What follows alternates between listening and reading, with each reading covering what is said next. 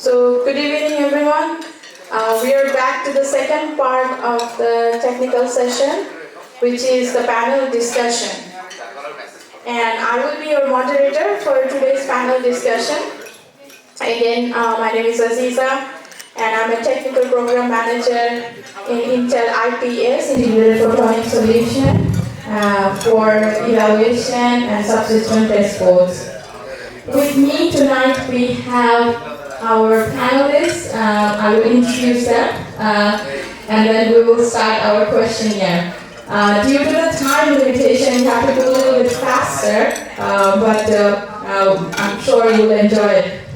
So, our first panelist is Jamshid Rahmanbhai. Jamshid Rahmanbhai is from Apple, and he is a software tech lead in Apple, and he also holds a PhD from State University, and he is our president-elect for next year for AABEA Silicon Valley.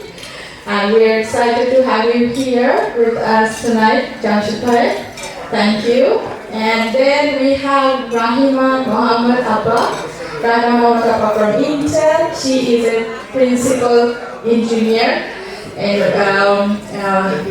in a validation team. She works closely with customers such as Meta, Google, and other data center industry. And she is actually very much, she's in Intel for more than 25 years. And she is also part of SpondenBee, those you know, SpondenBee organization. She is with SpondenBee for 25 years. And Rahima Ba is always an advocate for women. She supports women in tech and engineering. And we're delighted to have you here with us, Rahima Ba. Yes. Sorry, it is such a big bio for everyone. We're going to take whole the night if I have to say that. But we have all the talented, brilliant people here with us tonight.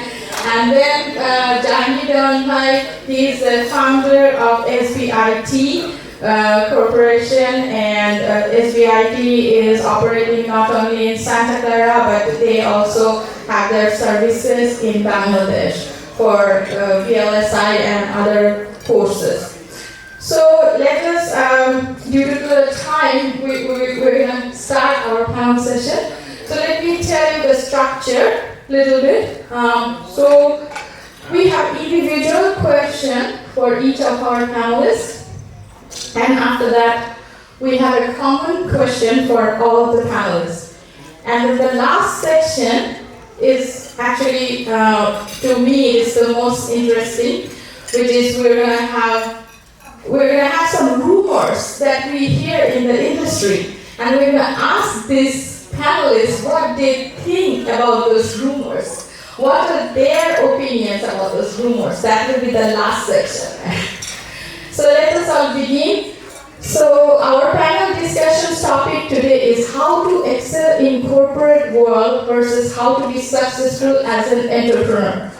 So the first individual question for Rahima Abba from Intel would be, Rahima Abba, please give us 2 key advices that you would give it to a mid-level engineer and an entry-level engineer.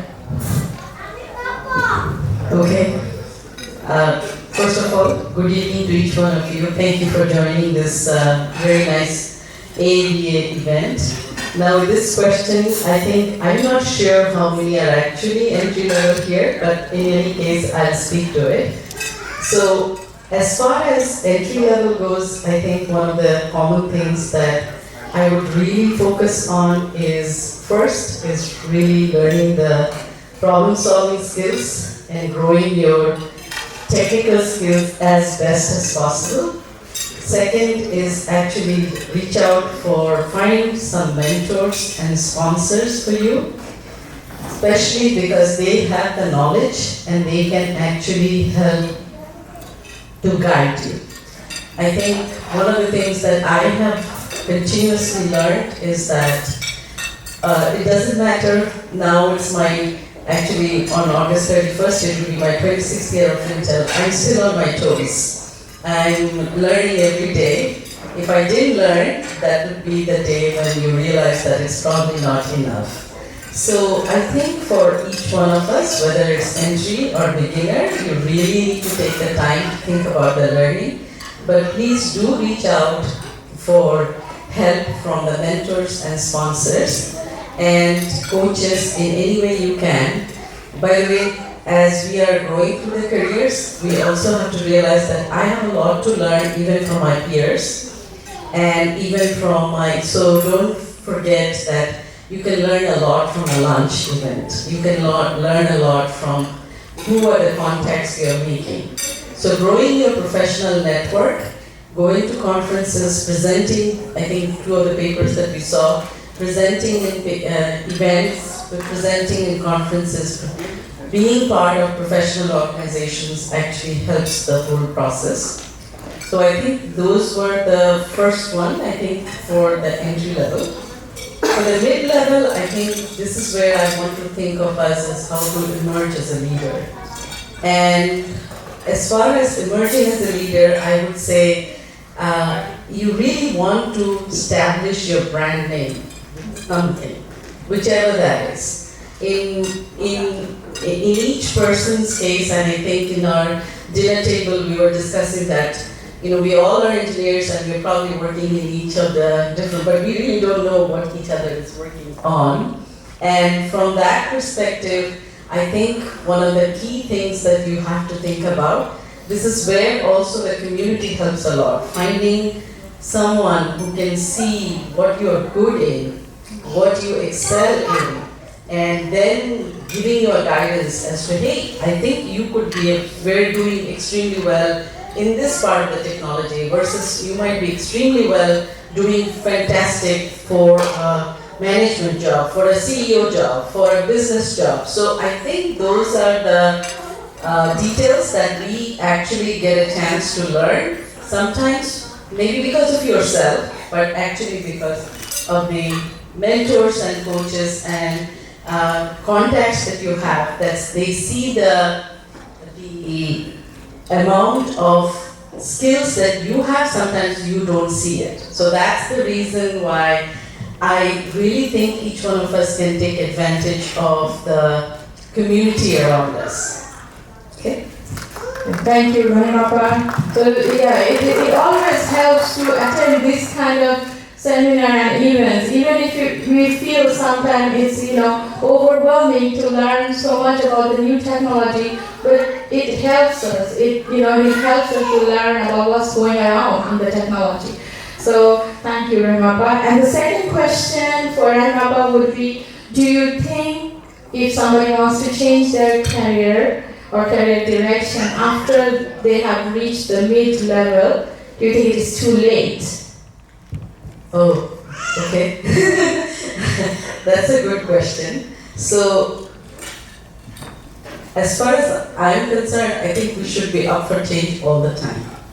If you're not up for change, then I don't think we can survive in a company like Intel. We almost joke that you have to be ready for organizational change, sometimes every year, every 2 years. Sometimes even within 6 months. So if you don't market yourself or if you are not up for change, it's an extremely difficult problem because you won't be happy. You won't be enjoying what you're doing. And I don't know about all of you. If I don't enjoy my job, I really don't want to do it. So I think if for us to have that excitement in the job, passion in the job, really enjoy that piece of the job, you have to be up for change. So it doesn't matter. I think I could be 40 years in the industry. I have to be ready for change. Thank you, I completely agree. So there is no age for learning. We can always change our direction if we are not comfortable in our career zone. We can always shift gears and go for something new. Thank you, Ranimappa. And that was 2 questions we have for Ranimappa for the individual session.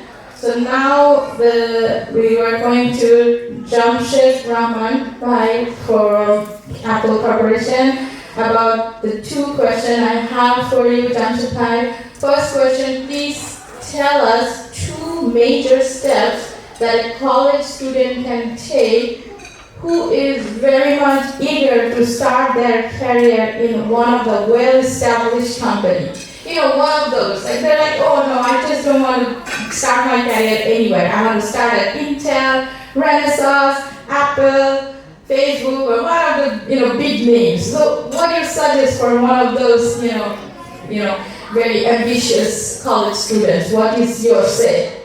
No, thank you. Yes, I do have 2 major steps to say. I've been lucky to work at different companies like Apple, Microsoft, Twitter, and Intel, and I've mostly been in hiring committees and I've gone to career fairs to hire students, and I would say the things that come up when we are interviewing students for these companies, the first thing is to make sure you have the right coursework. So we will first offer, like me, I will look for object-oriented design, I will look for computer architecture.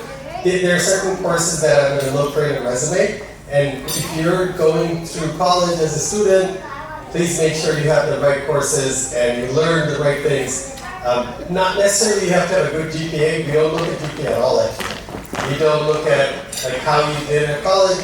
Maybe the recruiters do, but when we interview and we're talking to students, we just look at what courses you took and if there's, in line with what we're trying to hire. The second thing is we look at internships. So it's very rare that Apple will hire a student who hasn't interned at least twice before at companies, other companies, and so we really want you to go and find those internships, start from the first year. It could be a company that works with your college, your professor, anybody, and you start there and then you slowly come up to Meta or Apple or Renaissance level, and I'm sure you'll get there. But having that experience is so important because you may be great at school, but are you good at the work environment, right? Can you work with other people? Are you good in that team environment? Because that really, really becomes important. You can be super smart, but if you can't work in a team, then I can't really hire you. And then finally, I would say interview preparation is really important because even if you're smart and you've done all that internships, we have a certain structure of interviewing. We ask technical questions, we ask design questions, we ask behavioral questions, and just practice that, with your friends or with the group so that you know how to do it. Sometimes, or a lot of times, students will come in and they don't interview well, even though they're super smart, right? So interviewing, doing that practice is very important. So yeah, that's kind of the 3 things I want to focus on. Yes, thank you, gentlemen. Yeah, those are very important advices. I remember from my own experiences that when I was at Georgia Tech, I was getting the internship elsewhere, in Texas or not in Georgia, and my parents really wanted me to be close by, because I was a college student. So what I did was I worked with a professor, Dr. Swaminathan. Those of you know he is a big name in packaging, electronic packaging. I worked with him in Georgia Tech as an undergraduate research assistant. So that is, even if you don't get something in the industry, try to find it, and it was a paid job, paid internship with the professor. So I think that's a really great advice, that you have to find something that suits you. Yeah, and also learning about how to interact for the interview. That's very essential. And so let's move to the second question. So because you are in software engineering, so it is. We hear that as a senior software engineer nowadays you have to learn the AI or machine learning. So do you think it is kind of overrated, or do you think it's good to learn? Oh, I think it's great to learn. I think AI and ML will be such an integrated part of software development and really all of engineering that you should totally learn it. Like, there's two ways to do it. One is to become an ML engineer, you start building AI. That is harder to do as a senior engineer because we don't really have all that background.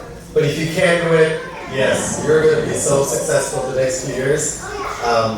It'd be great, but at least you should be starting to use AI and ML in your work, and you should be looking into how you can apply that to your work.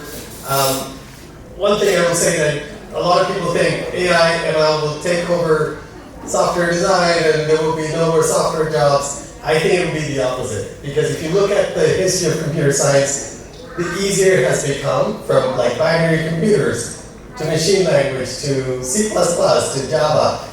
The easier it has become. There's more and more software engineers now, and because AI will make software easier to build, there will be 10x software engineers in 10 years. Like, everybody will be doing software, and there will be fewer other professions, I guess. But I totally support, as a senior engineer, you should start using it, and we should motivate our new engineers to really work and learn AI as much as they can use. Yeah. Thank you, Chandrabhai. Yeah, I think we all agree that AI is going to be our next future. So it's a very critical point you pointed out, Chandrabhai, that it's not actually going to take off our jobs. It's in fact going to create more jobs if as a technology enthusiast we learn all of this AI and machine learning, right? It will help us, and also it will create maybe more job opportunities. So it also kind of puts a responsibility on our shoulder, that since it is one of the need for our society now to have this technology, we should all learn it and admire it together, attending these sort of seminars and stuff. Yeah, cool stuff. So, okay, thank you, Dr. Park. Now we are going to move to, we have only one panelist who is an entrepreneur with us, Jahangir Danbhai, and thank you, Jahangir Danbhai, for being here with us. He is the founder of SPIT, and his company operates here as well as in Bangladesh. So first question for you, Jahangir, is what are two key advice you can give to young entrepreneurs to be successful? Thank you, Aziza. Thank you, everyone. And it was really great event, especially the seminar you organized. I think 3 months ago when she came to me for organizing the seminar, I supported first thing, right? Yes, and maybe some of the things, confusion happened because she knew what I will be able to. I'm very worried about it. And I said, do not worry. Just go ahead, we'll be behind it. Money is not an issue. Do not worry about money. He's a great supporter of me, so thank you. Thank you. So great speakers. In fact, I work on a pickle, I work in IDT, and that was Renaissance. So both of them are familiar companies. Intel, all of the companies I never worked, that was Intel. Most of the major ones we don't say worked, like Motorola, TI, and then Broadcom was there 10 years in optical group. Anyway, coming to that also AABEA, one point I would like to mention. Also, if you know, many of you may not know AABEA, American Association of Bangladeshi Engineers and Architects. We have 2,000 plus members all over the country. We have 12 different chapters. New York happened to be the biggest chapter, about 500 members. Washington DC, Los Angeles, those are the biggest chapters. Each of them has about 500 members. And I was the central president for 2 terms. So this kind of thing, what you were asking me about training people, what should we do for the newcomers to the job or new people? From my story, let me tell you one thing. After finishing my studies in Canada, I did a master's in Canada, in the other side, and that was my memory design project. Then all of a sudden, I thought, Canada is too cold, where should we go? I talked to my wife, she's here. So let's go to Australia. That's a warm country, okay? So we applied, and within 3 months, we got immigration, Australian should leave. And then we moved in summer, right? It was the winter. And after moving there, for 2 years, I could not find a professional job in Australia for 2 years. What was the reason? It was mainly most of my background was academic background. I was teaching in university in Bangladesh. Nobody wants to hire me in industry. I ended up starting my PhD then to cut short, from my story what I did, I looked at what this Australian market they need in the job.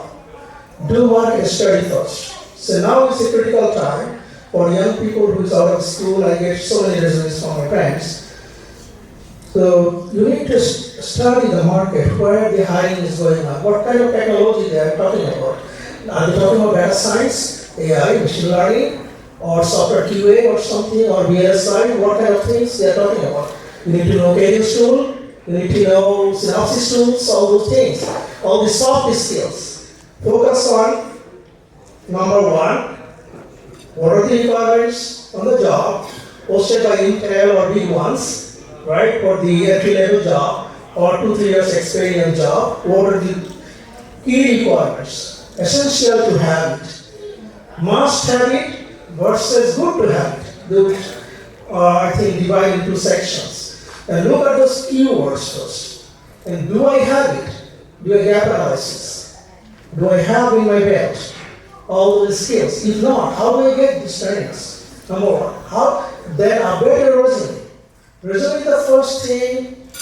The recruiters, they are not technical. Most of them are not technical. They have no idea who you are. You are from Georgia Tech or MIT, Harvard, they don't care. They want to see those keywords in your resume. Right? The first job is important. So the keywords has to be there. Right? So we are talking about, say, optical group is hiring. What do they need? Do you know optical? Do you know what kind of tools they are using? Focus on the software tools. Right? That's what I did.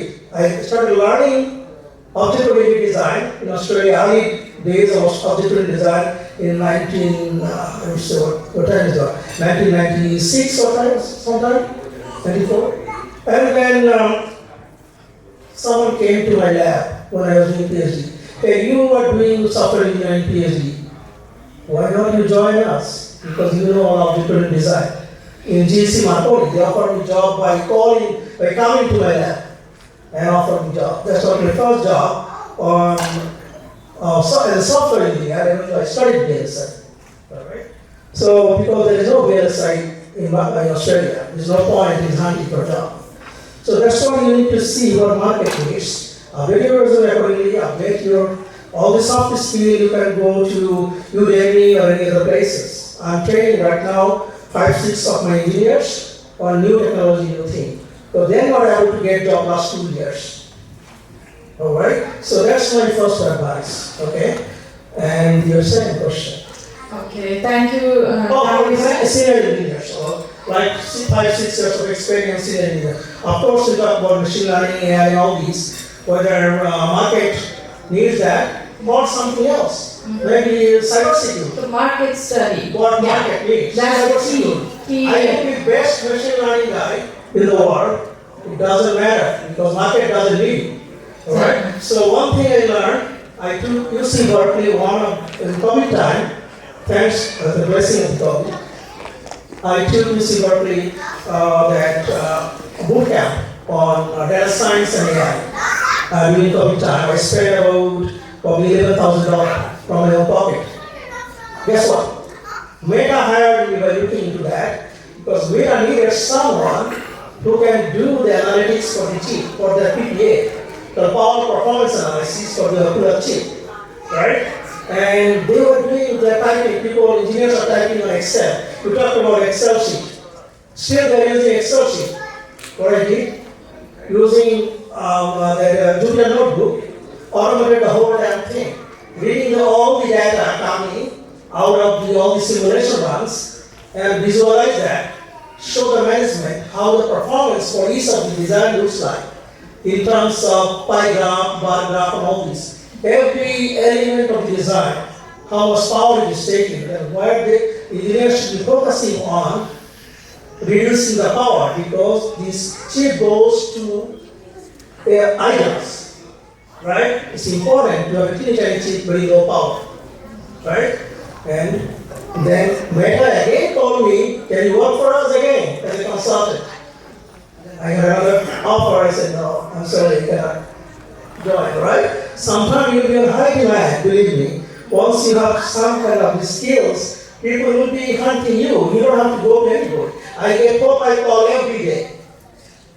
Thank you. I think that's what mid-level people should focus on, learning new skill that job market needs. Right. So studying the market, if you want to start your new business, first thing that's what we hear from. Same thing. Yes. And also I have a tips for the new guys. If you work for 10 years in this industry, forget about working for someone else. Start your own startup. That's what I tell people. Start your own startup. If it is BSI, it can help you.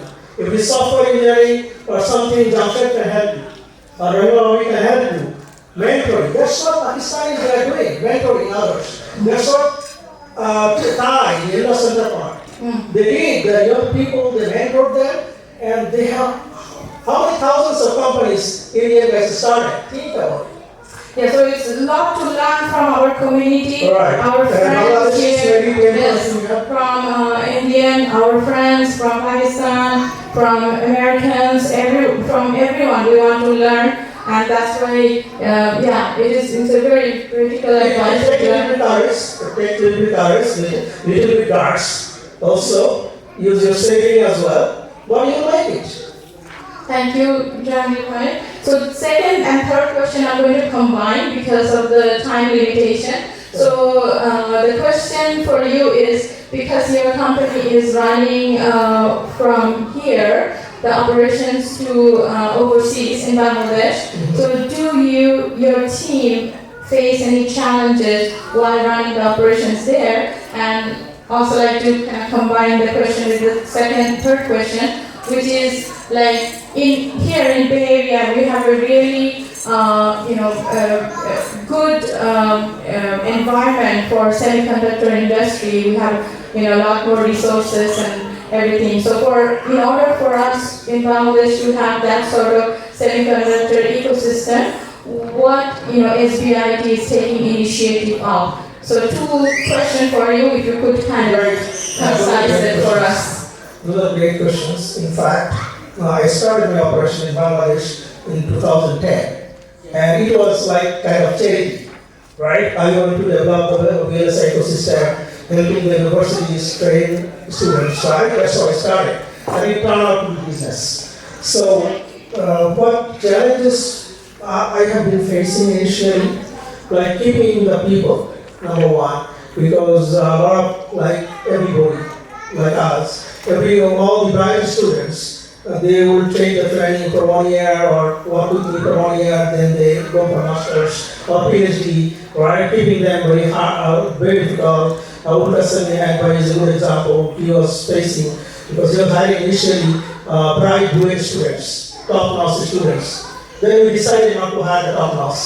We decided to hire the second level, and so that they stay there a long time. So that's one of the challenges, retaining the people. And every company will face that. And I started in my MBA, same thing for Oracle and others. Everybody is facing in India or in China, same thing, Shenzhen. So that's one thing. Number two thing is, since you are not staying there, you are not there. Running operations sometimes will be challenging because people sometimes have it just not to come all the time. And they are not familiar with status report, all the project management, those could be challenging. But if you have a good manager over there, right, who knows these kind of arts, and he's well trained technically as well as in management, it takes some time to groom them. So it will be fine. We are doing fine right now. People are diligent. When customer calls, immediately they are there. I have about 20 different universities as a customer on their VLSI labs, and nobody else is doing it. Only my company, others to try, they could not get it because of connections as well you need. And then other question was you want to see So for Bangladesh, for what can you do? what kind of ecosystem about BSI, right? So number one, two things we are doing. I sent a slide to Adija, because of time we could not present. We have 5-pillar system. This is developed by Cadence Design System. You all know Cadence, you're some connector guys. So where, first of all, university is the key to program in the university, like special manpower development program, India has done for the last 20 years. While India is 20 years ago, they were nowhere near to that. They did not have any VSI skill 20 or 30 years ago. Because I was working for Motorola, and that time we couldn't hire anybody from India on VSI. Right? So they started the paying of their program on special manpower, bachelor level, starting from second year or third year, inserting all the curriculum, all the cadence program, right? And how to do simulation, this and that, right? And then how to design again on fourth year, and giving master's project, PhD project. That's how they develop, and the economy of scale they created in terms of, say, now India is producing about 100,000 or 50,000 VSI designers every year, 50,000. And market demand is 100,000. Market demand is 100,000 in India itself. So in Bangladesh, we are trying to duplicate the model. We are not there yet. So right now, maybe out of we have 30,000 electrical and computer science graduates coming out of schools, and we are trying to capture electrical engineering with 20 universities multiplied by, say, 500 students. We're covering 10,000 students at least. But program is not strong enough still. We need to do that. And then government has to spend money. Indian government has to spend money. Pakistan is spending money, but our government is still not spending money on the lab development projects and other things. And taking all the multinational companies like Intel or Renaissance in this case or others to start a design center. To start with 20 people. I had an office in Hyderabad that time in 2006. So we started with 20, 30 people. Everybody started in Hyderabad design centers, all this high-tech park, 20, 30 people. Now guess what? Now everybody's got 2,000, 3,000 people. Biggest design center in India. So that's how I think Bangladesh has a lot of talents. They have to tailor their university program. They have to have the startup going on, and fund going on, so that young people they starting the company. This year itself, with my support, we started 2 startups in Bangladesh. And 3 years ago, we started Neural Semiconductor. They came to me and I helped them. First 20 people, we brought trainers from India and trained first 20 people. Now they have close to 200 people. And first project in partnership with me, Ulkasami had 20 people in TMD, and now we have about probably 60 people, and Ulkasami has close to 400 people right now in Bangladesh. Those are the success stories we talk about, and altogether 5 to 10 smaller companies in Bangladesh. Thank you, Janvi.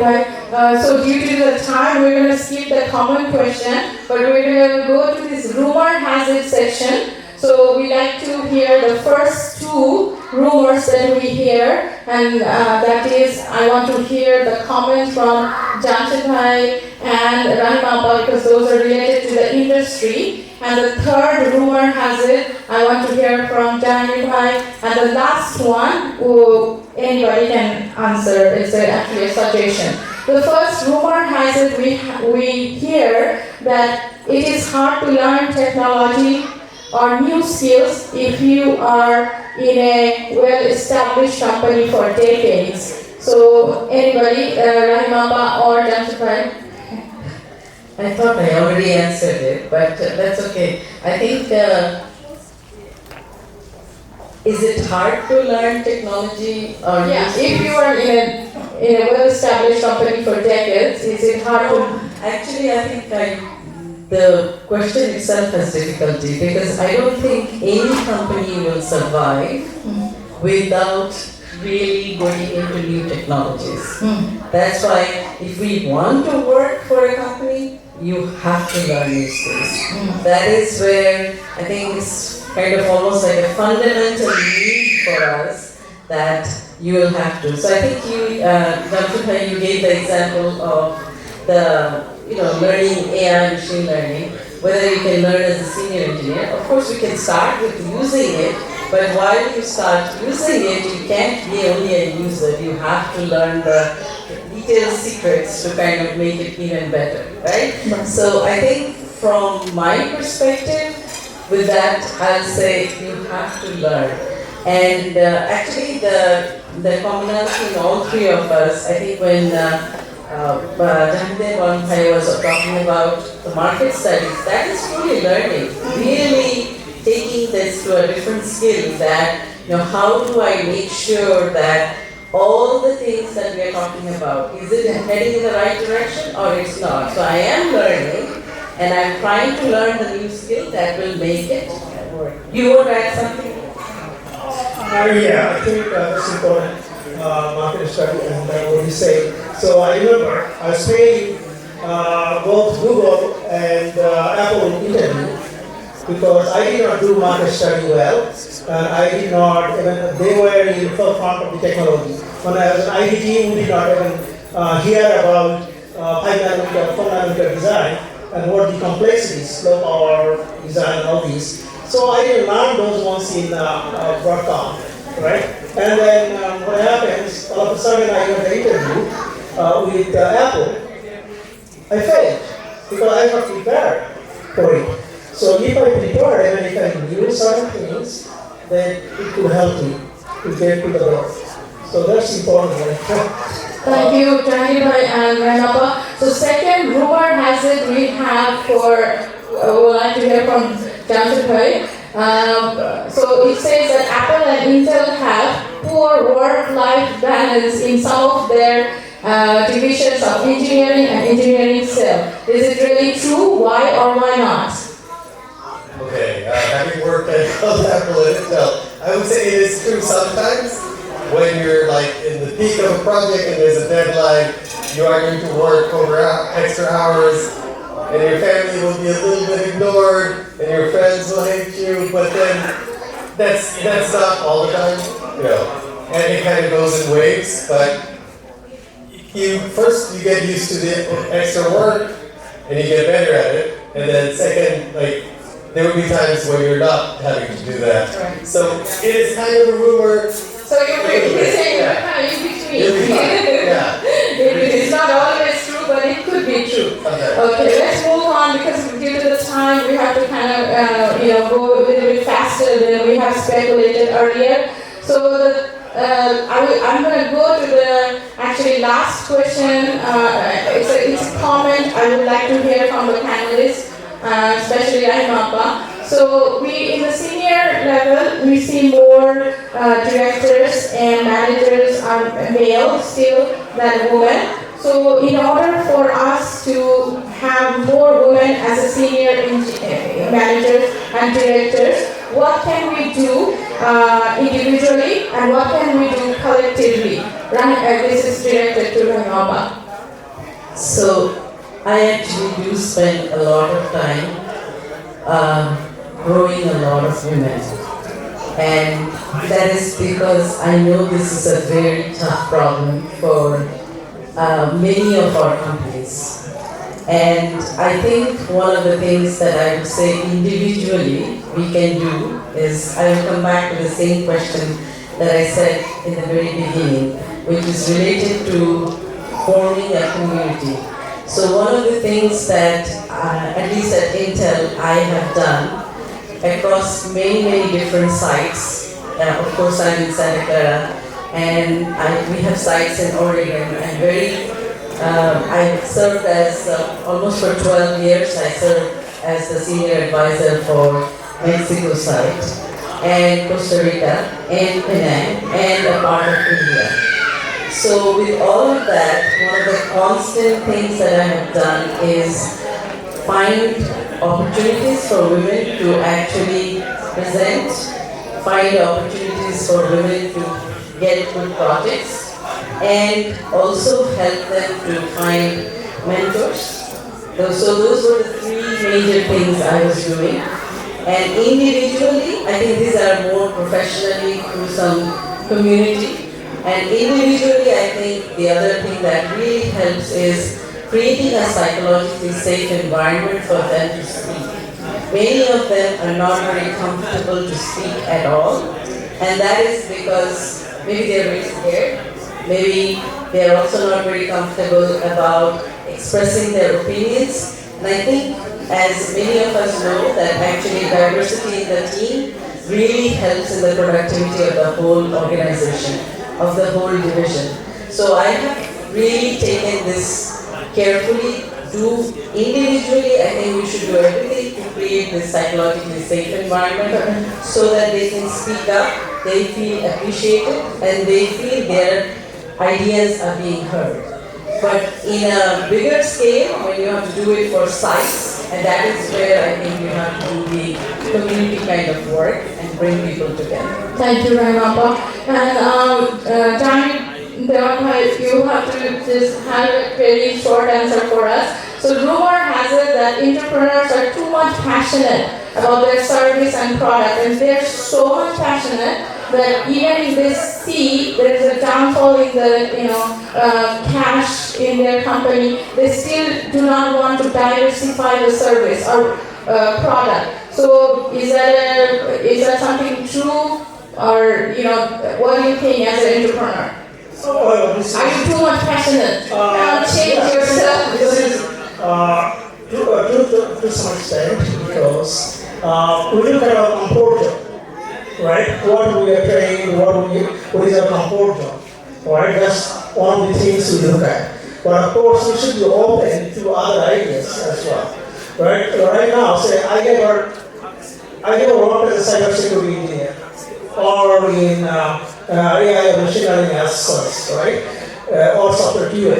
So now I see that some of my people, they are trained in other areas, and then I'm trying to retrain them where jobs are there. Because the recruiter says, okay, cybersecurity guys, I need 10 people, right? Other than someone say, oh, can you give me machine learning AI guys, right? How to quickly train them, right, to bring to the new career path.